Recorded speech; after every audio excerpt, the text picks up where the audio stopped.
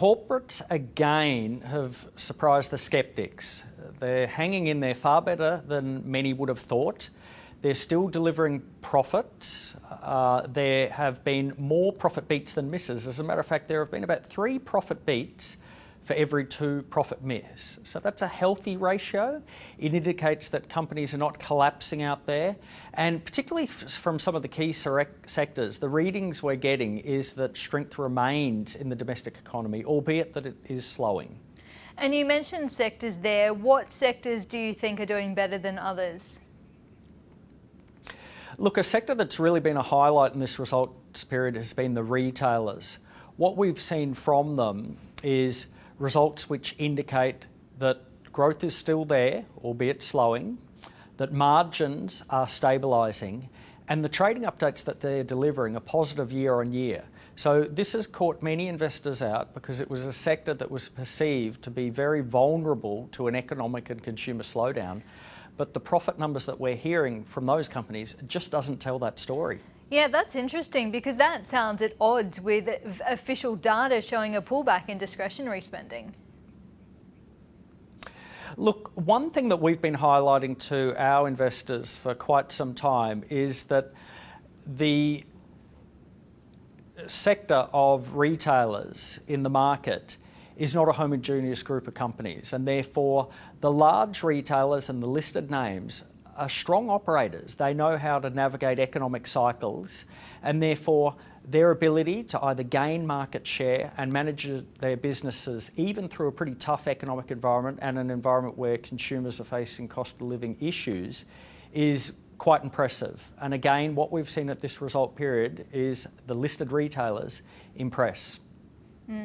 What are the outlook statements that the companies are releasing, if they are releasing them, telling you about how they predict the economic environment to be in the coming 12 months?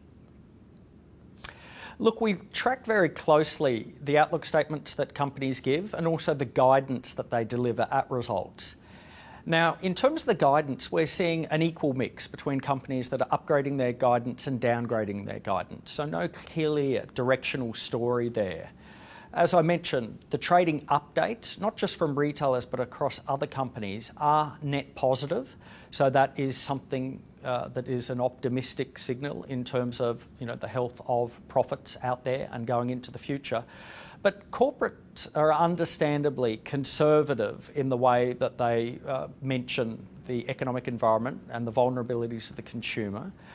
But we are certainly getting signs that in a few spaces, be it the retailers and the listed property names, that a floor or a trough may have already been seen.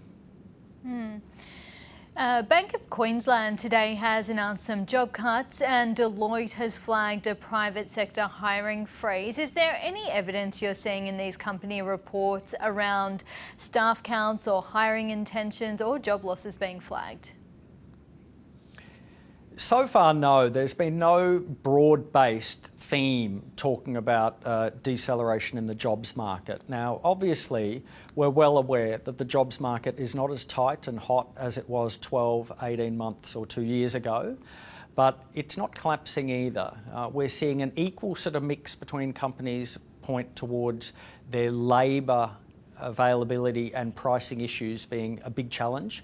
But we're also seeing some companies mention that it's becoming less of a headwind than it was in the past. So the jobs market, although it's decelerating and losing some of the heat, remains relatively firm. When it comes to share prices, we've seen the market run up about 5% or so this year broadly. How does that square with the profit results that we're seeing? Are shares valued fairly?